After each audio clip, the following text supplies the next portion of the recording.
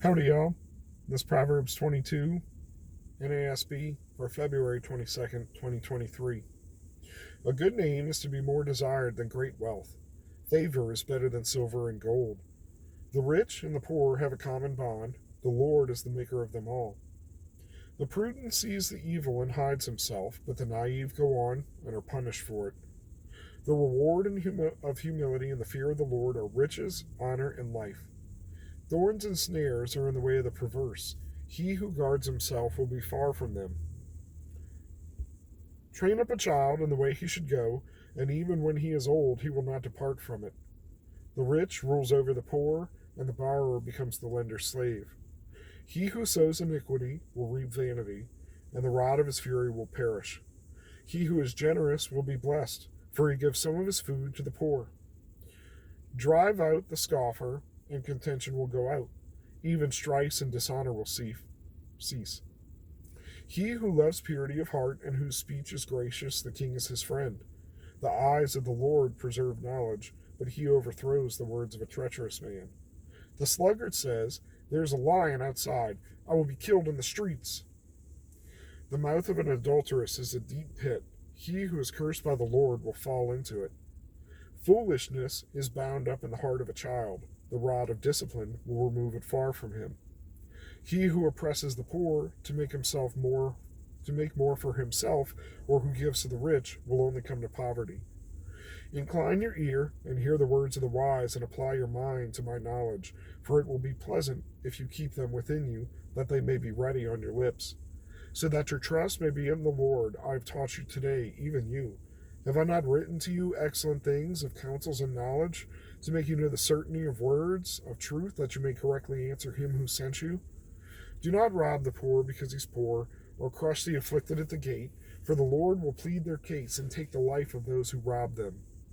Do not associate with a man given to anger, or go with a hot-tempered man, or you will learn his ways and find a snare for yourself.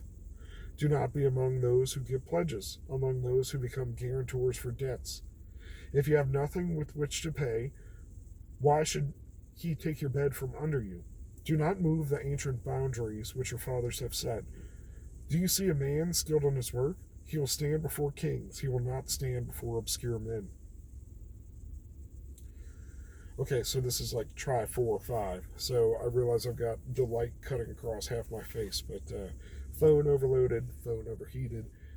Several tries just didn't work out. So here you are, and we're just going to send it, which is kind of the motto of this entire series. A good name is to be more desired than great wealth. Like, ooh, man, because once you screw up your name, you can't really get it back. And several admonishments for, the evil, and basically that their wealth will be given to somebody else, so they'll lose it. But the fear of the Lord and working, and keeping within him humility, being humble, the reward is riches and honor and long life. So, famous verse, 22:6, train up a child in the way he should go, and even when he is old, he will not depart from it. I think that's true.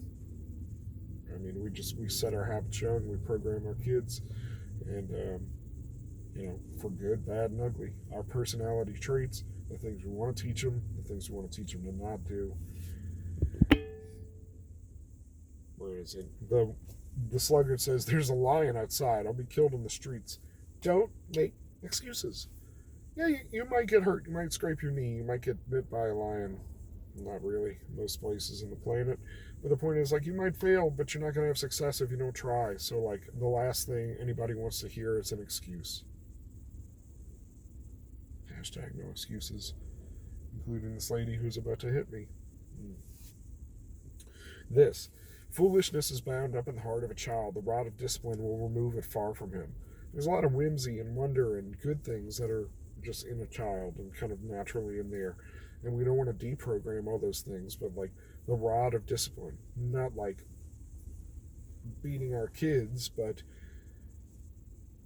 a rod, it's like a symbol of power. Both for a shepherd, it's it is something to beat sense into things and beat away wild animals. But also, as a ruler, a rod